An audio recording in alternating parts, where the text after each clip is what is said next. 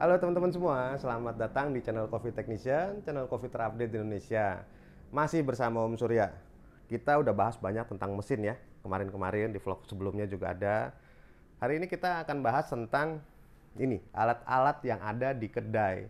Biasanya kita kan selain menu itu espresso, menu cappuccino, kita juga ada menu yang namanya ice blend ya, teman-teman semua. Nah, ini blender. Biasanya ice blend itu butuh yang namanya blender ya. Oke, sama seperti penjelasan sebelumnya bahwa alat-alat itu ada klasifikasinya, ada grade-nya. Blender yang digunakan untuk kita yang di dalam usaha food and beverage, kita harus gunakan yang namanya commercial blender. Ini contoh salah satu yang digunakan oleh Starbucks ya. Ini namanya Blendtec. Blendtec dia commercial blender, dia untuk bikin frappuccino biasanya, smoothies ya. Nah, ini blendernya. Kalau untuk harga standar lah ya. Harga standar biasanya di antara 9 sampai 15 jutaan. Kenapa mahal ya? Karena memang untuk commercial use itu butuh yang heavy duty, build quality-nya bagus, konsistensi hasilnya, dan juga dia akan memperbaiki mutu dari produk yang dihasilkan dibanding dengan blender-blender rumahan ya. Oke teman-teman, kita langsung bahas nih blender ini ya. Ini blender Blendtec.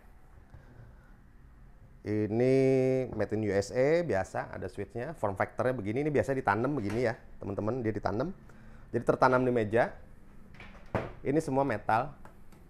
Di video sebelumnya ada Coffee Technician udah pernah jelasin bahwa alat-alat commercial grade heavy duty itu memang berbeda dari build quality dan material yang digunakan.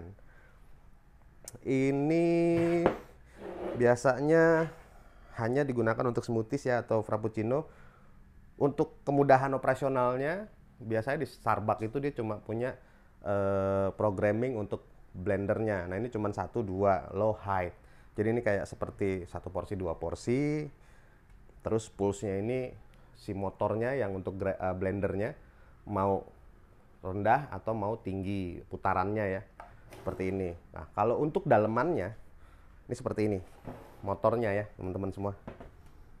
Dia ini udah ada digital counter. Jadi kita tahu berapa banyak produk yang digunakan untuk membuat dalam blender ini. Jadi blender ini bisa ngitung, misalkan kita sehari bikin 6 porsi, kelihatan di sini. Di report pun nanti tinggal dicocokin sama apa enggak. Kalau nggak sama tinggal ditanya baristanya kenapa.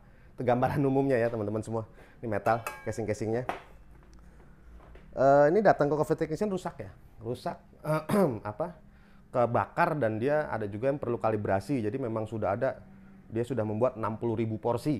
Yang ini kalau nggak salah 60.000 porsi. Ini sama sekitar 70 ribuan juga.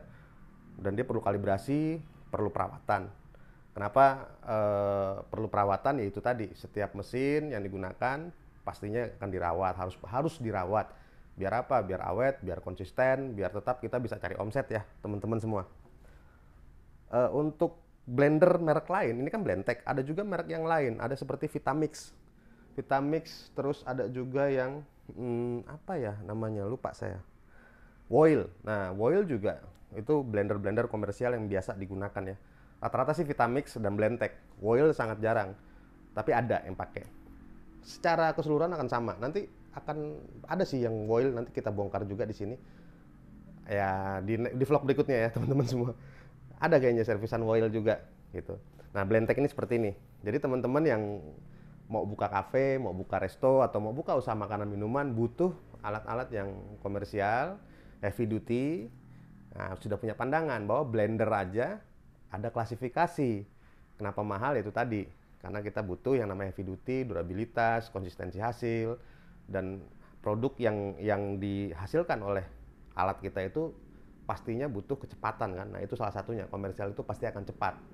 Ya, oke, itu dulu dari Coffee Technician tentang blender. Ini Blendtec.